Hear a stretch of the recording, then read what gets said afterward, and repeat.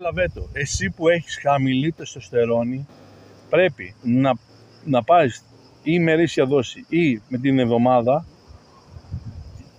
τη δόση του πρέπει, που σου αναλογεί. Συνήθως είναι, κανονικά χρειαζόμαστε 10 mg τη μέρα, αλλά χορηγούμαστε 20 mg τη μέρα, ώστε να έχουμε σωστή αφομοίωση.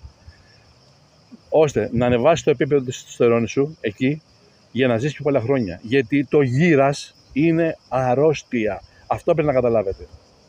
Δεν θα πάρεις τεστοστερόνη που είναι αντρική ορμόνη, δεν είναι αναβολικό. Έχει αναβολικές ιδιότητες, αλλά δεν είναι αναβολικό. Θα πάρεις τεστοστερόνη για να μπορέσεις να ζήσεις πιο πολλά χρόνια. Να κρατήσεις το μυοσκελετικό σύστημα ψηλά για πολλά χρόνια. Είναι καλύτερα να πεθάνεις όρθιος παρά να πεθάνεις σε ένα νοσοκομείο. Λοιπόν, αν το καταλάβεις αυτό, θα δεις ότι πρέπει να φτιάξεις τη ζωή σου, τη διατροφή σου, να παίρνεις τα κατάλληλα συμπληρώματα και να ρυθμίσεις την τεστοστερόνη εκεί που πρέπει, ώστε να ζήσεις τα χρόνια αυτά που θες να ζήσεις ποιοτικά.